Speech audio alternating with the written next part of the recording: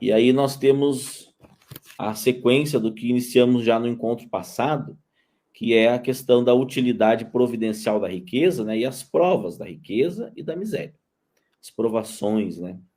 E aí nós iniciamos o capítulo 16, iniciamos o item 7. E hoje vamos concluir esse item com a nossa querida irmã Andréia Maria nos fazendo aí as reflexões em torno do item.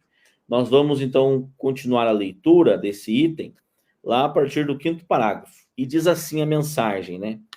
Se a riqueza é fonte de muitos males, se provoca tantas más paixões e tantos crimes, não é a ela que devemos culpar, e sim ao homem que dela abusa, como abusa de todos os dons que Deus lhe dá. Esse abuso torna ruim o que lhe poderia ser útil. É a consequência do estado de inferioridade do mundo terreno. Se a riqueza devesse apenas produzir o mal, Deus não a colocaria na terra. Cabe ao homem fazer dela surgir o bem. Se ela não é um elemento direto do progresso moral, é, sem contestação, um poderoso elemento do progresso intelectual. De fato, o homem ele tem por missão trabalhar para o melhoramento material da terra. Deve desbravá-la, prepará-la e saneá-la para um dia receber toda a população, toda essa população que cresce sem cessar. É preciso aumentar a sua produção. Se a produção de uma região é insuficiente, é preciso procurá-la fora. Por isso mesmo, as relações entre os povos tornam-se uma necessidade. Para facilitá-las, é preciso destruir os obstáculos materiais que as separam e tornar as comunicações mais rápidas. Para os trabalhos das gerações, que se realizam no decorrer dos séculos, o homem teve de extrair materiais das próprias entranhas da terra. Procurou na ciência os meios de executá-los mais segura e rapidamente. Mas, para fazê-los cumprir, necessitava de recursos. A necessidade fez com que criasse a riqueza, assim como ela o fez descobrir a ciência. A atividade exigida para esses mesmos trabalhos aumenta e desenvolve a sua inteligência. Essa inteligência, que ela a princípio concentra na satisfação das necessidades materiais, o ajudará mais tarde a compreender as grandes verdades morais.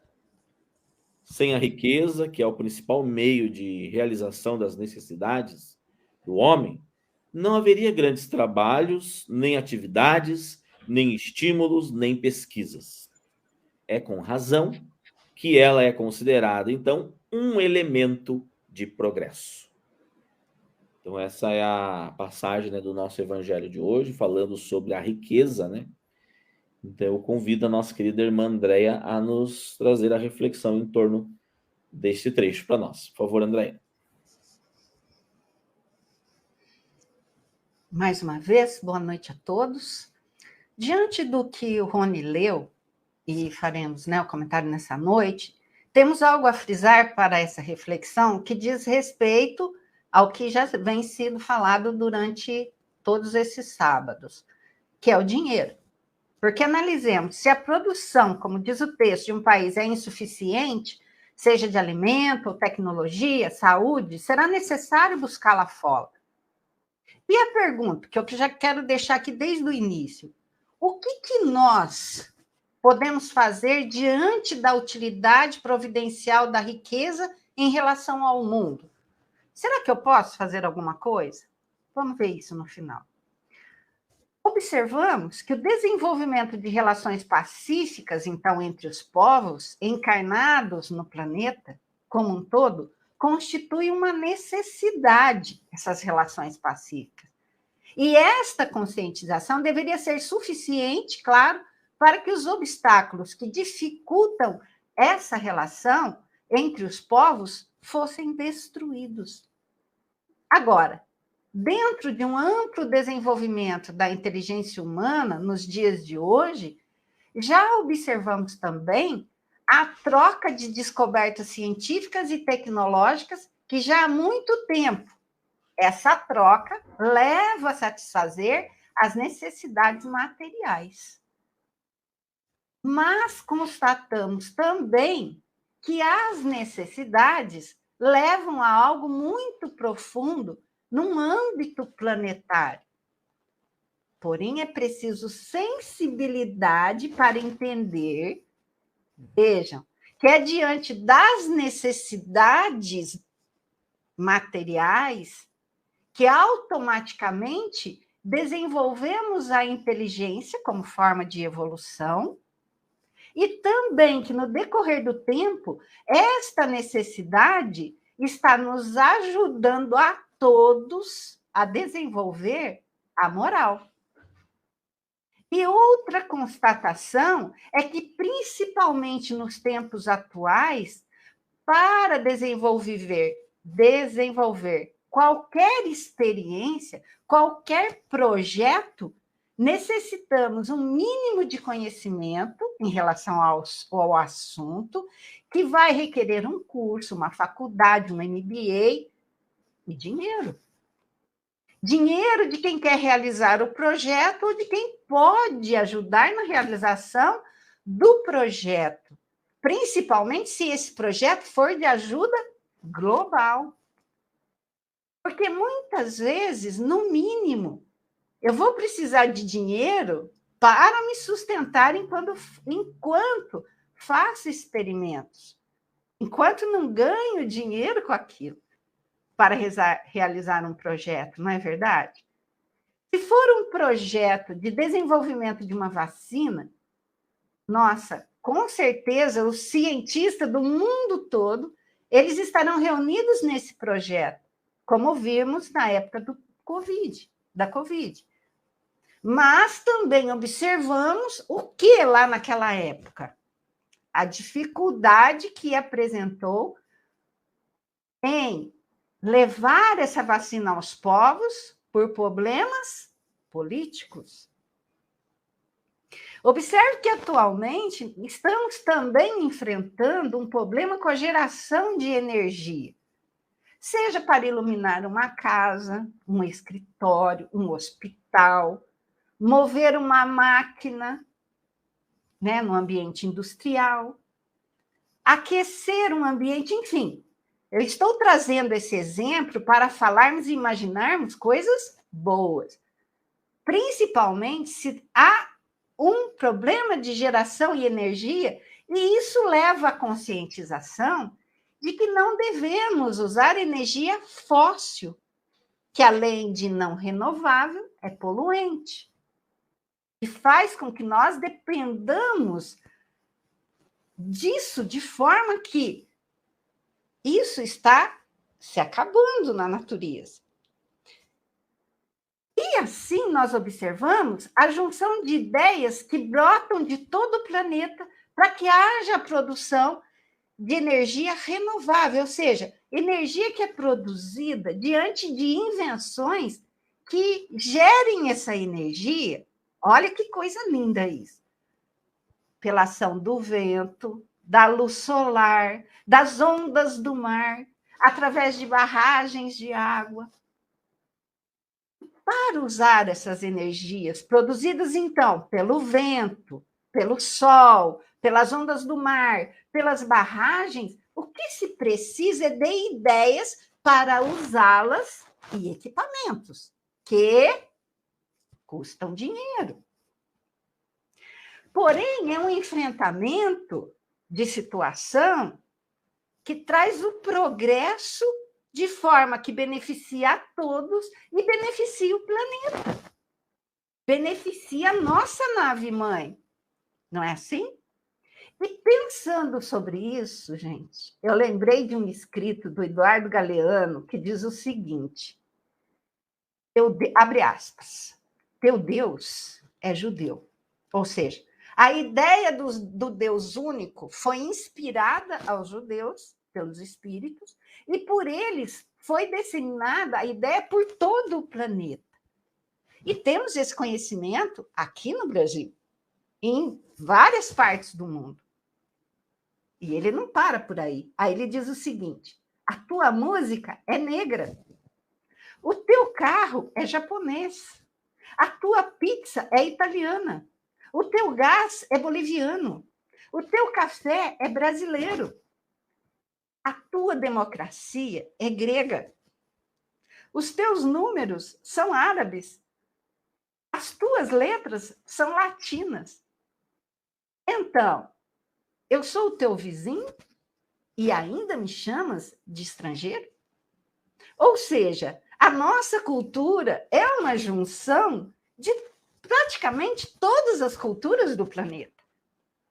Isso nos leva a viajar no tempo e espaço e sentir o quanto somos interdependentes, o quanto dependemos das ideias uns dos outros e que a evolução de tudo que conheço, desde os tempos mais remotos, é uma junção de conhecimentos que foram aprimorados e junto a valores de troca ou valores monetários que foram utilizados, certo? E aí entra o seguinte fator, onde pode preponderar mamon, dinheiro. Conhecimentos aprimorados que, por envolver valores monetários, que por gerar dinheiro, receita, lucro, poder, gera também o quê? O egoísmo, a ganância, a ânsia de poder sobre as demais pessoas. E coisas. Eu quero controlar tudo. Essas pessoas que têm o poder, muitas têm essa ânsia do controle. E elas agem nessa ânsia como se não houvesse amanhã. E aí aparece, desde sempre, o grande alerta espiritual que nos leva a pensar o seguinte: é preciso nos conscientizarmos que o prejudicial em nossa vida não é o ter dinheiro, não é o ter posses, não é o ter bens, mas sim o de não apegar-se, ou seja, não prender o pensamento, a vontade a essas coisas externas e transitórias, que a minha capacidade de realização pode me proporcionar e que são meritórias. Porém, quando eu penso só em mim, e de alguma forma eu não me importo com as outras pessoas e nem com o planeta, isso se torna negativo. Quantos que nós já ouvimos falar isso esses dias aqui, esses domingos? Quantas descobertas feitas para usar para o bem da humanidade que inicialmente foram mal utilizadas e ainda absurdamente fazendo mal para o planeta que nos acolhe e que também absurdamente não são, veja, não são substituídas aquelas ideias, aqueles equipamentos, aqueles produtos que fazem mal ao planeta por ganância, por controle, não é assim? Por que isso acontece? Porque pode acabar com certos núcleos que detêm o controle financeiro. Portanto, o poder de muitas frentes em nosso planeta. Veja que eu disse planeta. Mas por que existe descobertas que são melhores que as anteriores e não são usadas? E não são aprimoradas? Porque envolve grandes perdas monetárias para grupos e grupos ramificados de pessoas que pensam que detêm um poder eterno, mas, na verdade, é passageiro. E existe alguma coisa que podemos fazer quanto a isso? Nós vamos analisar no final da nossa conversa de hoje. Mas, continuando, Observe que esse é só um exemplo da energia renovável, por exemplo. Há quanto tempo pessoas estão lutando para colocar a energia renovável através do vento, através do sol, em nossas vidas? Agora observe o que menciona o Evangelho de Mateus, capítulo 6, versículo 19 a 21. Não ajunteis tesouro na terra, onde a traça e a ferrugem tudo consome, e onde os ladrões minam e roubam. Mas ajuntai tesouros no céu, onde nem a traça, nem a ferrugem consome, e onde os ladrões não minam nem roubam.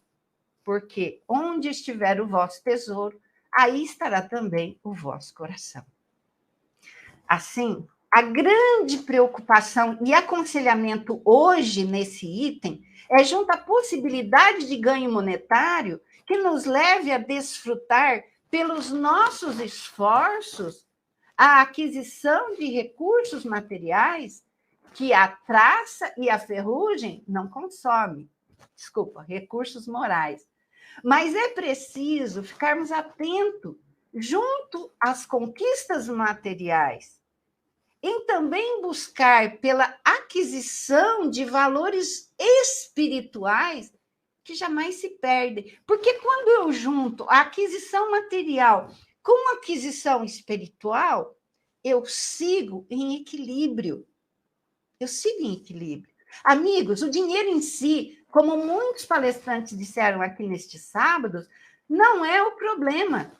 Porque olha o quanto de desenvolvimento, trabalho que ele gera. E pode unir pessoas, formando verdadeiramente neste planeta uma grande família espiritual.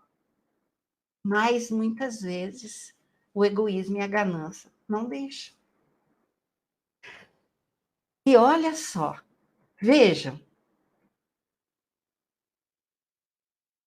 nada impede que aquele que crê em Deus conserve seus bens materiais e os administre, desde que os considere como são de fato, empréstimos temporários que lhe foram confiados para administrar. E, nesta administração, gerar frutos, claro, para si e para seus irmãos. Porém, sem que seu coração se lhes apegue. Veja, eu estou repetindo isso. Agora, tem uma história no livro de Carlos Torres Pastorino, de nome Sabedoria do Evangelho. Essa história esclarece bem isso que nós estamos vendo como os últimos itens desse capítulo 16. Diz o seguinte: certo grande fazendeiro norte-americano, após ouvir um bispo falar sobre o desapego e afirmar que nada de material é de ninguém, convidou-o a almoçar em sua fazenda e, antes de almoçar, vejam, levou-o a visitar as imensas propriedades cultivadas. Mostrou tudo para ele. Ao regressar, na hora do aperitivo, indagou do bispo: agora diga-me, senhor bispo, tudo isso não é meu? Foi tudo comprado, pago e construído por mim. Não é meu? O bispo calmamente bebeu mais um trago do aperitivo e disse: presta bem atenção, gente. Faça-me esta pergunta daqui a 100 anos. Vou repetir. Grande fazendeiro norte-americano, após ouvir um bispo falar sobre o desapego e afirmar que nada material é de ninguém, convidou a almoçar em sua fazenda. Porém, antes, ele levou o bispo para conhecer toda a sua propriedade, tudo que tinha ali, tudo que ele administrava, os seus empregados, as suas máquinas, e ao regressar, antes de almoçar, ele ofereceu um antepasto, né, para o bispo. E neste momento, ele disse: agora diga-me, senhor bispo, Tudo isso não é meu. Eu consegui com o meu suor. Foi tudo comprado por mim, pago por mim. Não é meu? O bispo calmamente bebeu mais um trago do aperitivo e disse: faça-me esta pergunta daqui a 100 anos. Vemos ainda uma vez nesse trecho comentado a sabedoria profunda dos ensinamentos de Jesus que nos trazem a realidade, afastando-nos da ilusão da posse. E vejam, tanto da posse material quanto o desejo da posse de pessoas. Sim, de pessoas. Tudo que diz respeito ao meu eu, inclusive, né? Aquelas coisas que nós nos envaidecemos em ter, é tudo passageiro, é tudo ilusão, é tudo perecível. Cabe, então, ao espírito aprender a desprender-se de tudo. Precisa viver no mundo real, embora entre riquezas terrenas e pessoas, mas como se as não possuísse, como de fato fossem um empréstimo que ele tivesse por obrigação administrar cuidadosamente enquanto ele está aqui, mas terá que devolver. Além disso, muito cuidado com o coração. Jamais coloquemos a nossa felicidade em qualquer objeto ou em qualquer pessoa. Porque se assim não agirmos, nós seremos infelizes e poderemos colocar os pés antes das mãos. Tudo o que é externo, gente, se eu me apego, me traz dor e sofrimento. Precisamos entender que a melhor companhia que nós podemos ter de externo, começando pelo externo, é Jesus, e deixando adentrar dentro de nós, é Jesus e os seus ensinamentos. Porque somente a verdade contida em seus ensinamentos e aplicadas em nossa vida pode nos ajudar a controlar tudo aquilo que eu tenho de forma equilibrada. Assim entendemos que é preciso ter cuidado com os nossos desejos, seja ele de pessoas, de um cargo em uma empresa, de uma casa, de um carro, de um relógio, de uma roupa. Porque isso pode gerar o quê? A cobiça. Pode gerar um desejo doentio, pode se tornar um vício e se tornar algo negativo para a pessoa, que não a deixa ter paz de consciência. Depois, porque ela vai usar meios, muitas vezes até ilícitos, para consegui-los. Agora, posso ter todos esses desejos com equilíbrio e principalmente desapego. E esses desejos produzirão luz não só para mim, como para todos à minha volta. Vai gerar emprego, vai gerar saúde, vai gerar N coisas. Mas quando tudo isso é feito de forma equilibrada, um consumo equilibrado. Porque meus desejos doentios, mesmo que eu no momento não admita que são doentios, porém, se eu olhar mais detidamente para eles, percebo dentro de mim que eles estão alimentando somente o meu egoísmo, a minha aparência exterior, aí perceberei que eles são como uma prisão para mim. Prisão construída tijolo a tijolo, pedra por mim. E não me deixa expandir. Não me traz verdadeira felicidade, eu mesmo. Não me traz o equilíbrio e a paz que eu desejo. Eu estou sempre correndo para lá e para cá, aquela angústia, aquela coisa, meu Deus, o que está acontecendo? Eu estou crescendo monetariamente, eu estou crescendo minha riqueza, minha casa, meu carro, mas eu estou sem paz.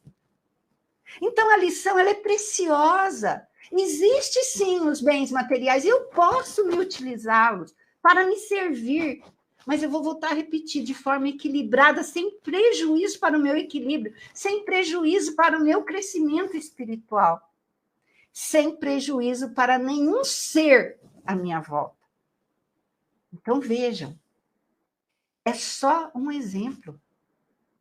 Imaginemos, então, a missão de um grupo de pessoas que vem aplacar o efeito estufa, que é gerado, que é intensificado devido à queima de combustíveis fósseis. E que sustenta a indústria e muitas atividades humanas, entre outras coisas. E essa pessoa que tem essa missão, ela sucumbe pelo dinheiro. Ou alguns já sucumbiram pelo dinheiro envolvido de alguma forma. Agora, paremos um pouco e também imaginemos o que nós estamos fazendo. Eu como dona de casa, como trabalhadora, eu como trabalhadora em alguma empresa, em alguma estatal, o que estamos fazendo como individualidade, mesmo que pareça um trabalho de formiguinha? O que eu estou fazendo com dinheiro ou sem dinheiro, mas com minha espiritualidade para melhorar o ambiente planetário? Quando eu vejo coisas acontecendo e que estão destruindo pessoas e que estão destruindo a morada, a nossa morada, o nosso planeta. Então, veja. Amigos, o ser humano, ele tem evoluído muito através das encarnações. Tanto intelectual, isso é inegável. Tanto intelectual como moralmente. Hoje já observamos muitos costumes aterradores que não mais acontecem de forma generalizada em nosso planeta. Pode acontecer em alguns lugares, mas não é como era antigamente. Então, chegamos à conclusão de sempre: o dinheiro não é mal. O mal está dentro do coração daquele que não sabe conter os olhos da ambição. É simples. E o que podemos fazer em relação... Agora vamos responder a pergunta. O que podemos fazer em relação à missão de pessoas que envolve o desenvolvimento de todo o planeta e que envolve dinheiro? Será que eu posso fazer alguma coisa para ajudar essa pessoa? Mesmo que ela esteja lá na Rússia, nos Estados Unidos, na China, no Japão, será que eu posso fazer alguma coisa para ajudar? Com certeza. Podemos, todas as noites ou toda manhã, colocar em nossas orações o pedido de fortalecimento espiritual para essas pessoas, para os governantes, para os cientistas, para aqueles que defendem a natureza, os ambientalistas, enfim. O pedido de fortalecimento espiritual para essas pessoas. E uma coisa que eu sempre gosto de dizer, e também que eles possam, a cada dia, mais e mais, estarem receptivos à luz do amor do Cristo. E não simplesmente, gente, eu estar criticando, eu estar levando, eu formando energia negativa, eu somando a energia negativa que essas atitudes já provocam.